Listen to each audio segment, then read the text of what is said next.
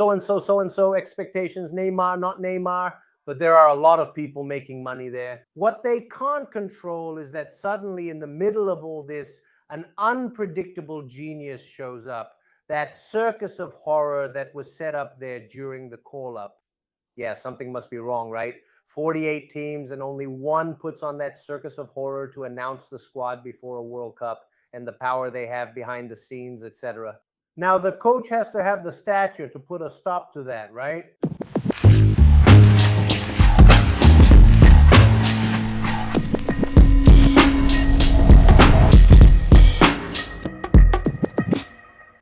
Lúcio, traditionally, being called up for a World Cup was the peak of an athlete's sporting achievement.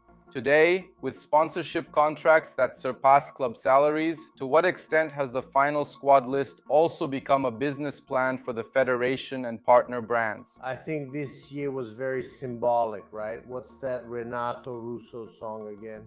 Party, weird party with strange people, right? That circus of horrors that was set up during the call-up. Yeah, something must be wrong, right? 48 teams and only one puts on that circus of horrors for the call-up. This year really symbolized that circus of horrors. It symbolized those interests above football like never before. So take a look and give me some credit. I wrote an article, it's on my website, showing what was really behind that event, right? Showing that there was nothing innocent about that event. What we had there were companies being favored. Whose companies? The King's friends companies. The CBF bosses were putting their friends there and making a lot of money from that event. So there's nothing innocent about it. So you see that packed auditorium, the party, all that so-and-so expectations. Neymar, not Neymar, but there were a lot of people making money there. And there were, I'll say it again. Go to my website, take a look at the article, and you'll understand what I'm talking about. I mean, a bunch of suppliers, etc., making a lot of money from that event, and the same ones. And the relationships with the football power brokers are very direct, right? So there's nothing innocent about it, you know? The big sporting goods companies invest hundreds of millions of dollars to sponsor national teams and specific athletes.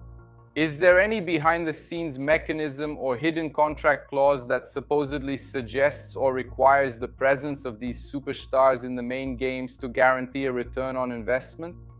My guiding principle, and that's it. Journalism is sacred, right? We follow journalistic standards. We say what is proven. There are a lot of things that are great for bar talk. I love that kind of barroom banter. At the bar, I say a lot of things. I say a lot of things that I know, but that I can't prove. Here, I can't say a lot of things that we know exist, etc., but that you can't prove. What can be proven is what has already been done through journalism. Journalism has already managed to show at certain times that, for example, that friendly matches, for example, have clauses where so-and-so has to be present, so-and-so, and that these FIFA windows, etc., have some requirements, etc. That's just how it is, friendlies. Clubs do it too. Someone must be present. There's a set fee, and that's the way it works with big corporations and all. Something, right? Not to influence the lineup. But like what we can prove is this, that's already been shown. Now the rest, that there are call-ups, etc. It's that so-and-so has demands and so on. We hear a lot of stories, some things we know, etc., but only in the background. Neymar has long been the primary commercial asset of Brazilian soccer. In times of injury recovery or a drop in performance, how much did the pressure from sponsors and even television itself influence his automatic inclusion in the lineup, even when his physical condition indicated he should be rested? I think we're facing a very clear case of this, right? The pressure was enormous for Neymar.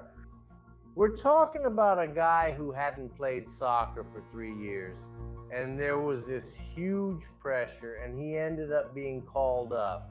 Nearly 3 years without playing soccer, a long time off the field. Now he's returning after over 30 days without playing, and he was called up. So he's only part of it. He symbolizes that.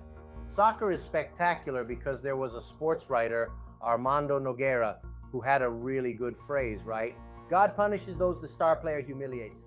It's possible that Neymar will step onto the field and be decisive, but that doesn't mean the critics should just shut up. Those who were critical, those who didn't agree, followed a logic, man. This guy hasn't been at the level to face big matches against European clubs, etc., for a long time. So much so that he no longer attracts the interest of European clubs to play there. So his call-up is driven much more by commercial and marketing interest than by technical merit. And he's the biggest example of that. When a young player like Hendrix signs huge contracts with a focus on the World Cup, the coach of the Brazilian national team has a problem, so to speak, on his hands. How does the coach deal with the internal pressure from executives who need these players to be in the spotlight? Yeah, it's a big contradiction in today's football, right? It's Eduardo Galeano, a genius, not just a genius of our own people, but of the whole continent, right? The guy is a reference for everything, really. He wrote spectacular things. He has a wonderful quote, right? Which is, modern football is like the modern world. What can't be sold is rented, and that's exactly it. What can't be sold in football today is rented. So we have this big conflict there. It's between commercial interests and the technical side. Yeah, it's a bit crazy. It's obvious that there's pressure from those who pay millions in a campaign for a young player before a World Cup, and the influence they have behind the scenes, etc. Now, a coach has to have the stature to stop that, right, man? What we expect from Ancelotti is that kind of stature. You're talking about a guy who's won the Champions League 5 times. Man, damn, recognized all over the world. It's just that the least you expect from him is stature, but at the same time, he carries this duality, man. At the same time that he has this stature, Ancelotti is a guy who has spent his whole life successfully dealing with and sidestepping all kinds of crooks, the biggest ones in the world, right? Yeah, from Abramovich, Berlusconi, those guys, we can talk about them, those international crooks, huge ones, right? We're talking about Abramovich, a guy connected to this proven with deep ties to the Russian mafia, etc., etc. Who was his boss, closely connected to him for a long time, and Berlusconi, who was also his boss and has all these shady connections. And Ancelotti navigated very well with these guys. He knows how to deal with that, and he's very flexible about it. So he really lives this duality, right? At the same time, he's a giant, right? And he can say no. He always navigated these things very well through this dark side of soccer. Do you think that in modern soccer, a coach still has full autonomy to bench a player who is the face of a campaign worth thousands of dollars? They should have it. I think some still do. I hope they do, right? We hear that some still have that kind of personality. But we know that many end up giving in, right? Is there anything more sacred for a coach than autonomy, man? Than refusing to bow to the football bosses? But sometimes that pressure isn't direct, right? You have to pick the lineup to send messages, that kind of thing. So the guy goes there, and there are some very decisive moments in this story that we can't forget. Mysteriously, Ancelotti is offered a contract extension a month before the World Cup, just before the squad announcement. And Neymar, who was someone completely out of the picture, someone he had never called up before, appears in the squad list.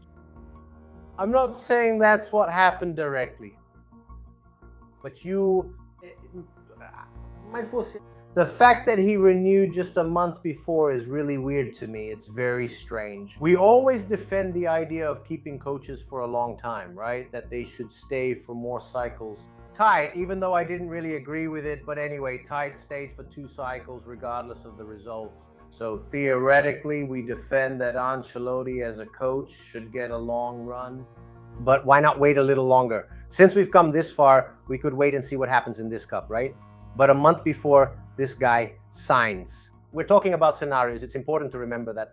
And then I'm daring to dream, etc.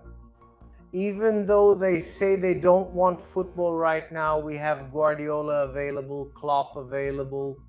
Yeah, and the Brazilian national team is such a temptation, man, that any of these guys might reconsider coming back.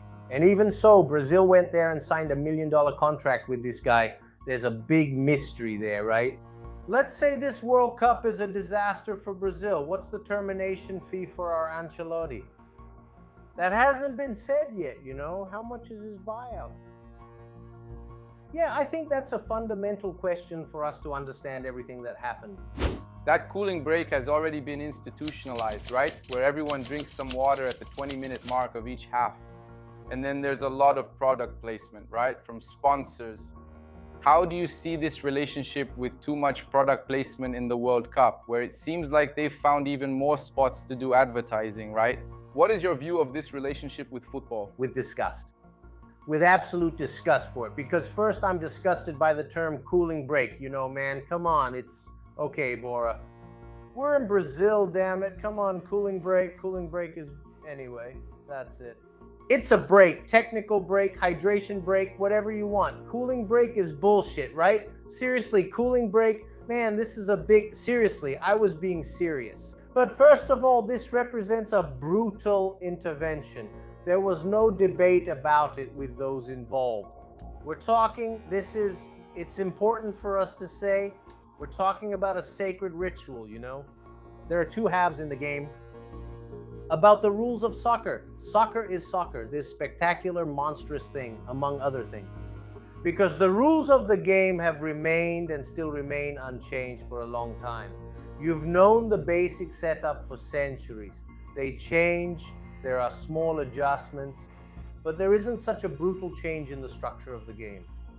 And this ritual of soccer, this sacred thing, was broken with a single stroke of FIFA's pen.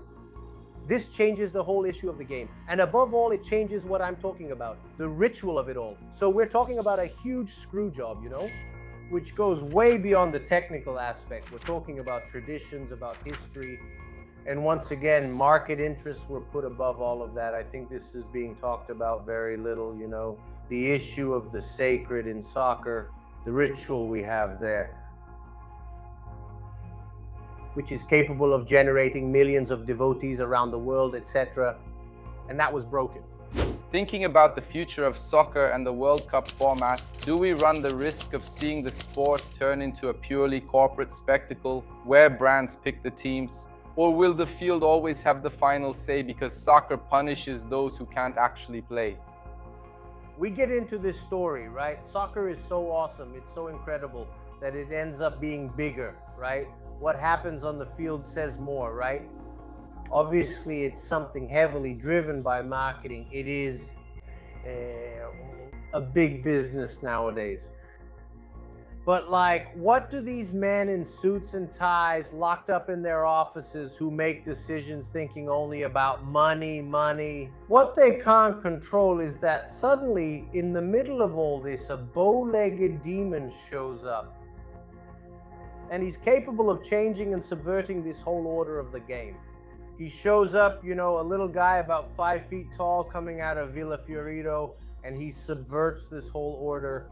So that's why soccer is spectacular, you know? There are games that are basically decided behind the scenes, and there are others that they can't control, games that are unpredictable, which is everything I just talked about.